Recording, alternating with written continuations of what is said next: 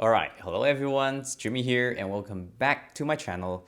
In today's video, I'm going to share with you another 50mm lens.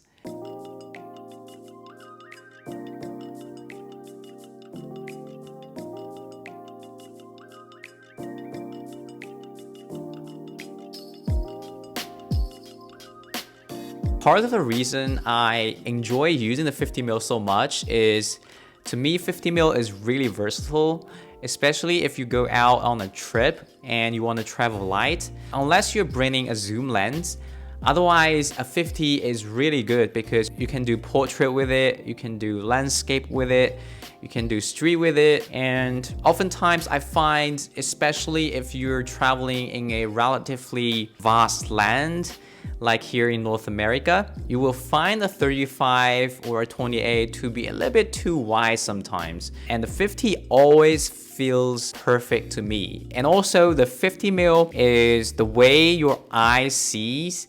Well, I know a lot of people would say your eye sees a much wider angle view than a 50mm lens. That's absolutely correct, but when we say a 50mm is closer to what we see, is referring to the depth of field and the relationship between, the subject and background, they're positioned.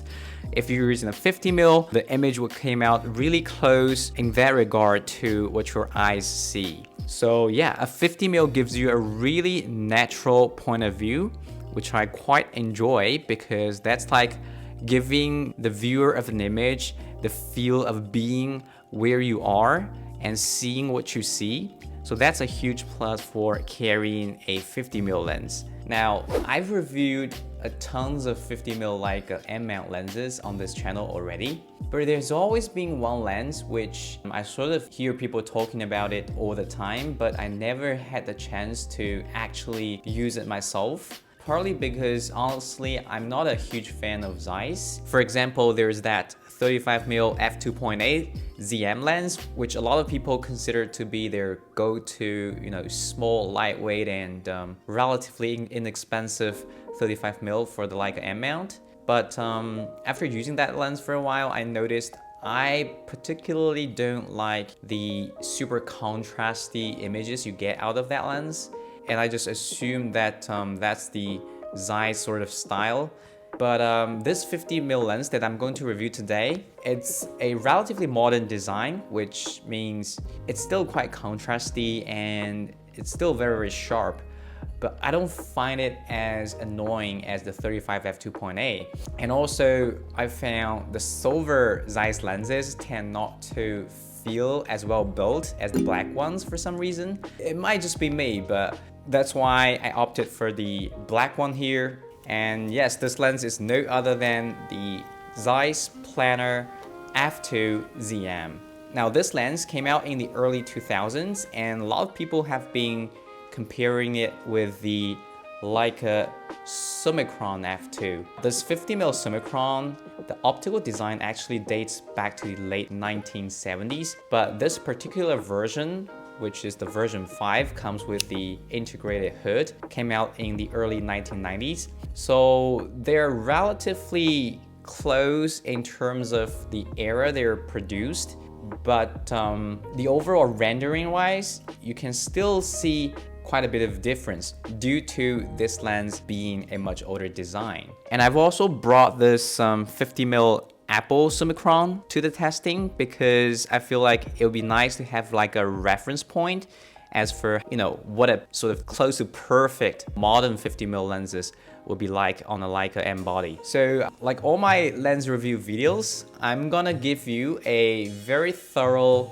sort of optical performance comparison, and then after that I'll talk about the fit and finish and the experience I have with these lenses, and yeah, let's get started.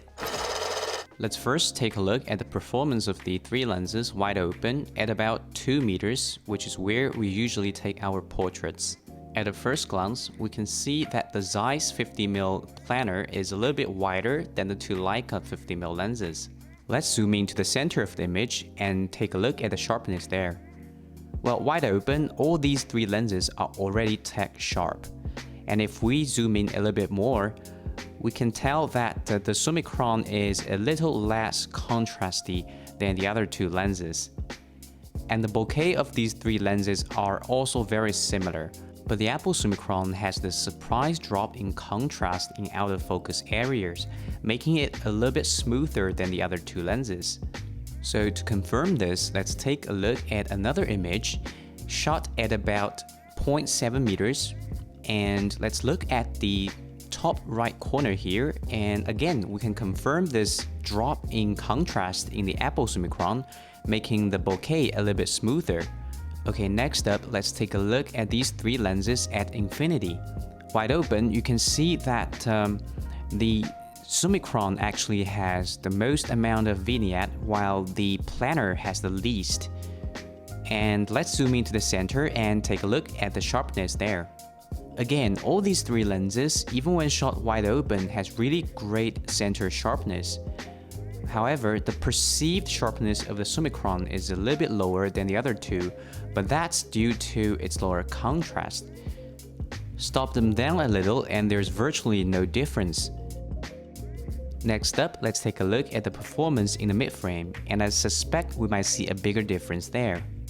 When shot wide open, we can see that the Apple Summicron is clearly ahead of the other two lenses here, while the Summicron is quite a bit worse than the Zeiss Planar.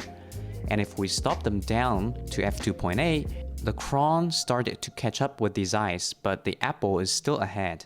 At f4, the Summicron and the Zeiss Planar are getting much better, and I would say the Apple is about 2 stops ahead of the other two lenses, while the Summicron is not as good as Zeiss in mid-frame. Finally, let's take a look at their corner sharpness. Wide open, all these three lenses performed surprisingly well, especially the Summicron. I think there's a mid-zone dip for the Summicron because its corner sharpness is quite good. The Planar is also very good, but I think it's a little bit worse than the Summicron here, while the Apple is still ahead of the other two. Just by stopping down one stop to f2.8, and there are no meaningful differences anymore. Now, the next test here is both for flare resistance and chromatic aberration test, or purple fringing. Notice this is a very challenging scene, so even the Apple Summicron will produce a little bit of purple fringing, as you'll see. Okay, let's zoom into the center, and here the largest difference is actually in contrast. The T-coating in Zeiss is clearly taking effect here that I would say Zeiss has much better flare resistance than the other two Leica lenses, which is a big surprise, considering how much more expensive the Apple is. But in terms of chromatic aberration, the Apple Summicron with its Apple chromatic design clearly has an upper hand here. Now let's stop them down to f2.8. The Zeiss is still quite a bit ahead in terms of contrast, and surprisingly we can see some ghosting in both the Apple Summicron and the Summicron.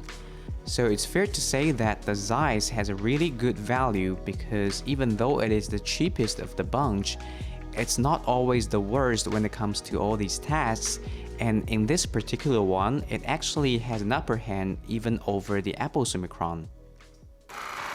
Alright, so that was the optical performance comparison. What do you think? Well, in my opinion, I feel the Zeiss and the Leica actually performed quite similarly, except that in almost all occasions, especially wide open, the Zeiss image has always come out a little bit more contrasty and sometimes even more so than the Apple Summicron. So the fact that it's more contrasty might fool you into believing that it's actually also a little bit sharper. And that's actually part of the reasons a lot of the modern lenses went for the high contrast route, to sort of increase the perceived sharpness of the lens.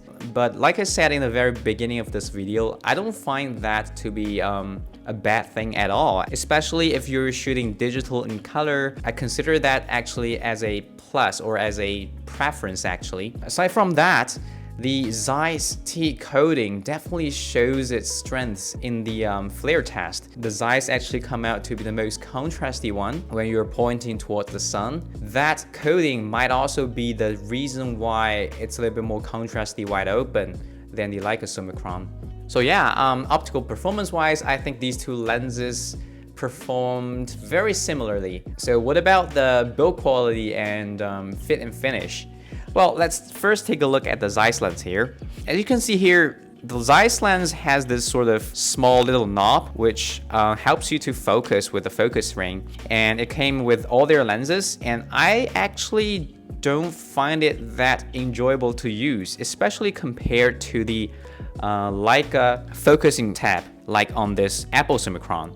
I feel this concave shaped focusing tab is much easier to use. But since the 50 Summicron actually doesn't come with any of that, they're, well, about equal in terms of focusing feel.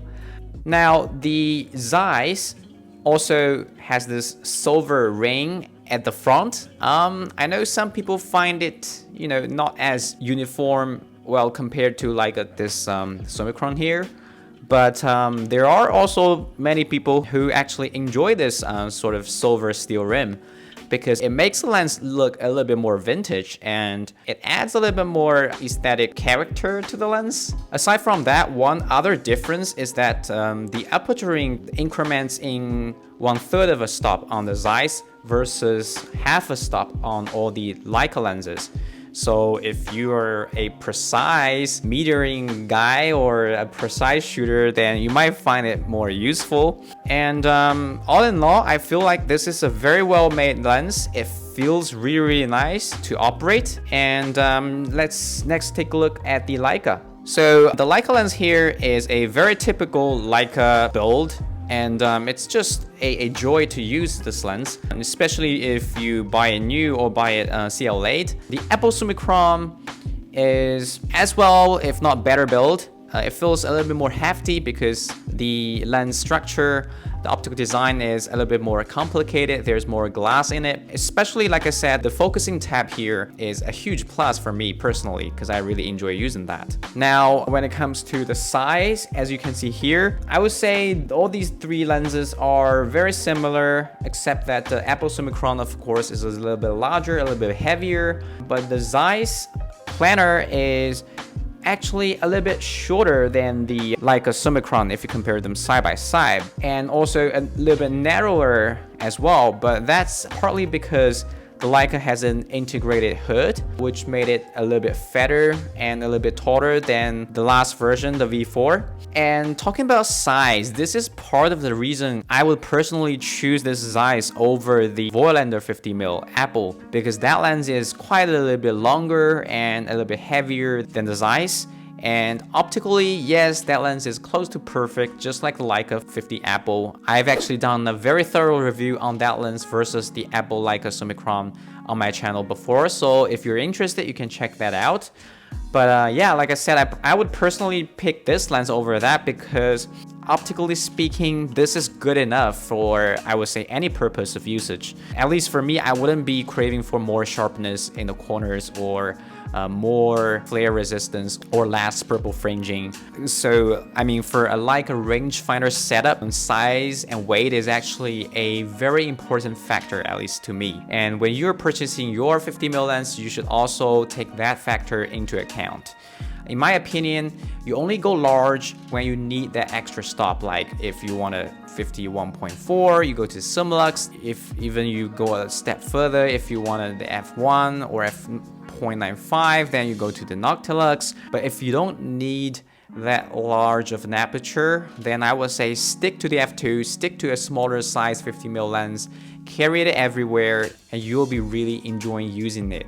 And between the Summicron and the Zeiss being about a third of the price of the Summicron, of course it's got much better value, especially considering that their performance is so similar. So if you're not obsessed with the Leica logo or the Leica brand, then I would definitely say go for the Zeiss. Both you and your wallet would be happier that way. So yeah, that's it for today's video. If you enjoyed it, please give me a thumb up. And if you're interested in these type of lens reviews and you haven't subscribed to my channel already, please do so. And I'll see you in the next one.